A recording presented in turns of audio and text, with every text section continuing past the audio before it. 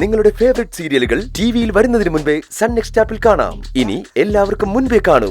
ഇപ്പോൾ തന്നെ sun next app download ചെയ്ത് സബ്സ്ക്രൈബ് ചെയ്യൂ.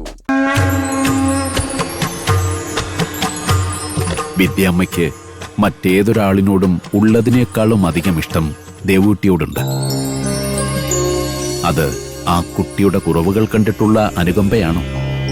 അല്ല, അങ്ങനെയല്ല. പല കാരണങ്ങൾ കൊണ്ട് നമുക്കൊരാളോട് വാത്സല്യം തോന്നാം.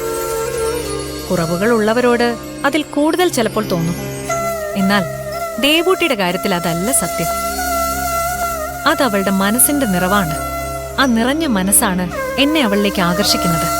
അതെ, ഒന്നിനോടും അത്യാർത്തിയില്ലാതെ എന്ത് നഷ്ടപ്പെട്ടാലും ദുഃഖമില്ല എന്ന് ചിന്തിക്കുന്ന ഒരു ത്യാഗ മനസ്സ് അല്ലേ? അതെ, അത് തന്നെ. നമ്മൾ വ്യക്തികളുടെ മനസ്സുകൾ നിർവചിക്കുമ്പോൾ ഇതുപോലുള്ള ത്യാഗ മനസ്സുകളുണ്ട്. അതുപോലെ തന്നെ ഇഷ്ടം തോന്നിയതിൽ ഉറച്ചു നിൽക്കുന്ന ദൃഢ മനസ്സുകളും ഉണ്ട്. സന്ദീപിന്റേത് അങ്ങനെ ഒരു ദൃഢ മനസ്സാണ്. ദേവൂട്ടി അവൻ മനസ്സുകൊണ്ട് ഇഷ്ടപ്പെട്ടു. ദേവൂട്ടി കുറവുകളുള്ള ഒരു കുട്ടിയാണെന്ന് അന്നവൻ അറിയില്ലായിരുന്നു. അതറിഞ്ഞിട്ടും അവന്റെ ഇഷ്ടത്തിൽ ഒരു കുറവും വന്നിട്ടില്ല. മനസ്സ് മാറി മറിഞ്ഞിട്ടുമില്ല. അതാണ് അവന്റെ ദൃഢമനസ്സ്. വേറൊരു കൂട്ടരുണ്ട്, സ്വാർത്ഥ മനസ്സുകൾ. അതെ അതെ, ആരുടേതായാലും ആര് തന്നെ ആശിച്ചതായാലും അർഹത മറ്റൊരാൾക്കാണെങ്കിലും എന്തും സ്വന്തമാക്കാനുള്ള വഴികൾ തിരഞ്ഞു കഴിയുന്നൊരു മനസ്സ്. അതല്ലേ സ്വാർത്ഥ മനസ്സെന്ന് വിദ്യാമ്മ കരുതുന്നത്? അതെ, ദേവൂട്ടിയുടെ കൺമുന്നിൽ തന്നെ ഉണ്ട് അങ്ങനൊരു സ്വാർത്ഥ മനസ്സ്.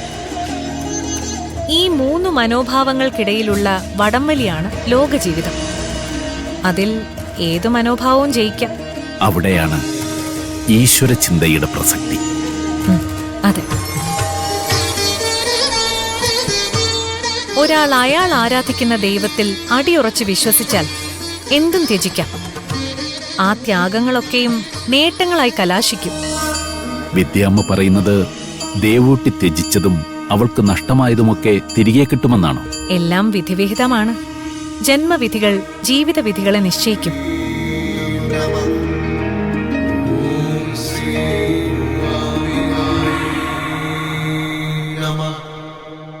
സന്ദീപിന്റെ കാര്യങ്ങൾ ഇന്നലെയോടെ അവസാനിച്ചെന്ന് ഞാൻ വിചാരിച്ച.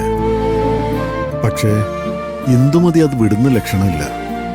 പുതിയൊരു പിടിവള്ളി കിട്ടിയ പോലെ അവൾ അതെടുത്ത് ഉപയോഗിക്കാൻ ഒരുങ്ങുക. ഇന്ദുമതി എന്താ പറയുന്നത്? അവള് പറയുന്നതിൽ ഒരു ന്യായമുണ്ടെന്ന് കേൾക്കുന്നവർക്ക് തോന്നും.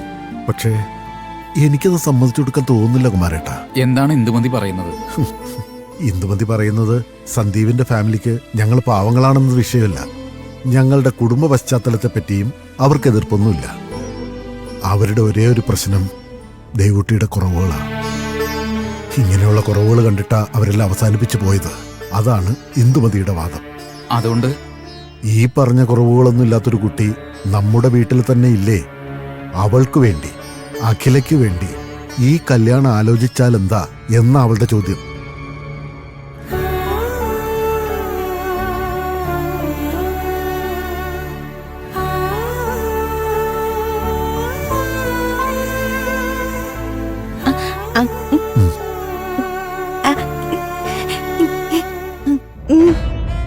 കണ്ടില്ല കുമാരേട്ട, ഇന്ദുമതി പറയുന്ന പോലെ അഖിലയും സന്ദീപുമായിട്ടുള്ള കല്യാണം നടത്തണമെന്നാ ഇവളും പറയുന്നത്.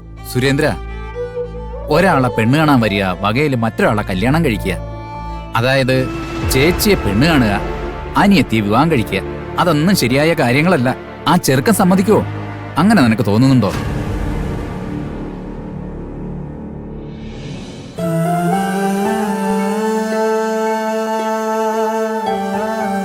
കുമാരേട്ട, സന്ദീപ് വരുന്നുണ്ട്.